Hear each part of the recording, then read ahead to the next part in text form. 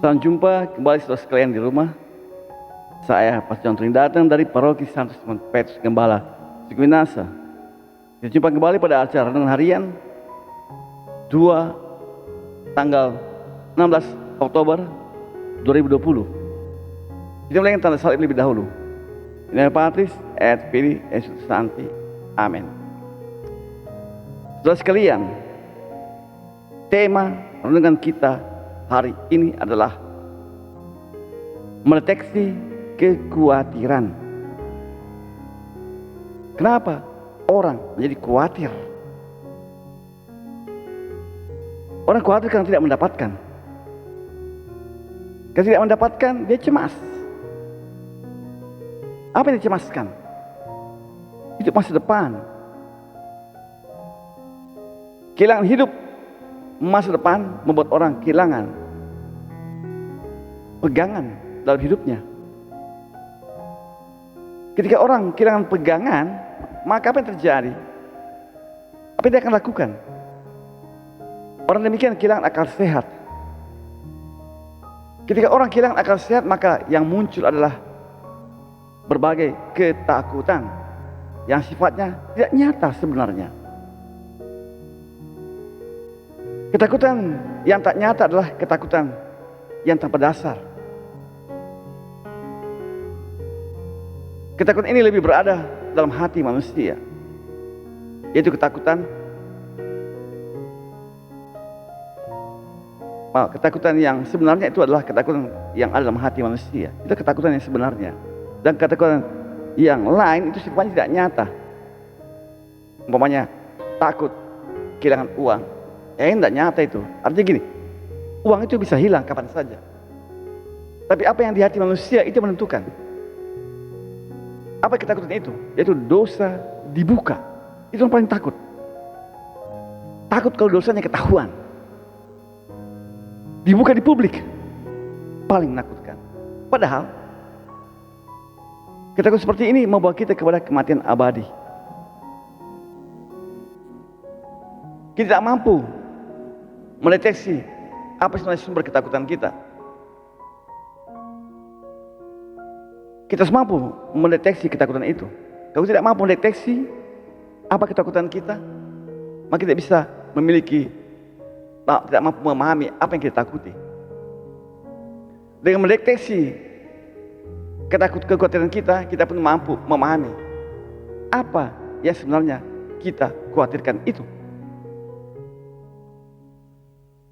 Dengan demikian kita bisa melihat ada dua jenis ketakutan.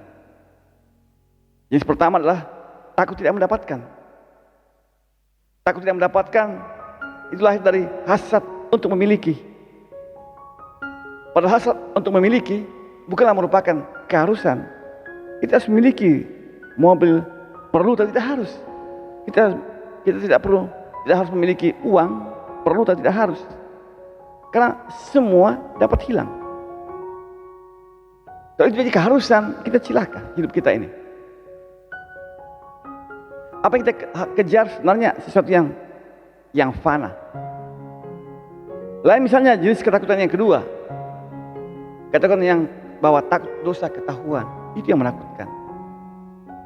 Inilah yang mengerikan. Ketakutan ini lebih nyata. Takut dosa terbongkar justru membawa kita kepada kematian jiwa. Dosa adalah kenyataan bahwa seorang kehilangan hubungan dengan Kristus yang adalah sumber hidup. Kehilangan hubungan dengan Kristus disebabkan atau menyebabkan kita kehilangan berbagai karunia yang kita butuhkan. Maka kita perlu memahami kekhawatiran yang kita punyai agar kita mampu menghadapinya. Tanpa kemampuan memahami kekhawatiran, kita tak akan pernah mampu menghadapi kekhawatiran itu. Jadi kekhawatiran harus dihadapi. Ini menunjukkan bahwa kehilangan hal-hal yang lahiriah tak perlu ditakuti. Kenapa? Karena Bapa di surga itu menyiapkan, tahu apa yang kita perlukan, apa yang kita butuhkan. Maka kita harus mengejar apa yang paling pokok. Apa itu? Bahwa kita tidak terperangkap di dalam kedosaan. Itu yang kita harus kejar. jangan terperangkap dalam kedosaan.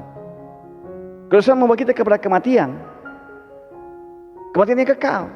Bukan soal mati dalam dunia ini, tapi kematian kekal. Terlempar ke dalam neraka, kata Yesus. Untuk lepas dari jeratan kedosaan, apa itu? Kita harus lakukan adalah mendengarkan firman. Mendengarkan Allah sendiri. Karena firman-Nya maka kita akan mendapatkan daya Roh Kudus. Daya Roh Kudus adalah daya yang menghidupkan kita, membuat kita hidup kita menjadi puji-pujian bagi Allah. Itu Paulus katakan dalam suratnya kepada umat di Efesus. Ketika hidup kita menjadi puji-pujian bagi Allah, maka jerat dosa dapat dihancurkan. Dan kita alami hidup yang sebenarnya. Karena itu, setelah kita tahu mana sebenarnya kekuatan kita yang perlu kita hadapi, maka kita bisa lepas dari jeratnya. Kita kuasa apa yang bisa hancurkan kehidupan kita, yang hancurkan jiwa kita. Jiwa kita hancur, maka kita berada dalam perangkap dosa. Kita bisa hindari perangkap dosa itu bila firman Tuhan sungguh menjadi kekuatan kita. Bila firman sungguh menjadi kekuatan kita, maka kekuatan kita menjadi tidak perlu lagi di dalam diri kita lagi. Kita tidak menjadi khawatir, oleh karena kita bisa membedakan mana sebenarnya yang menjadi kebutuhan kita. Itu kita ketahui. Amin. Saudara Yesus Kristus, sungguh namanya dimuliakan, dan kita sepanjang hari ini sungguh diberkati oleh Tuhan. Terus sekalian, Tuhan Yesus itu ada, sungguh mendengarkan kita dan memperhatikan kita. Saya Pastor Turing datang dari Paduka Santo Simon Petrus Gembala Minasa. Kita jumpa pada kesempatan berikut. Ini Pak Atis, Ed Fili, Yesus Santi. Amin.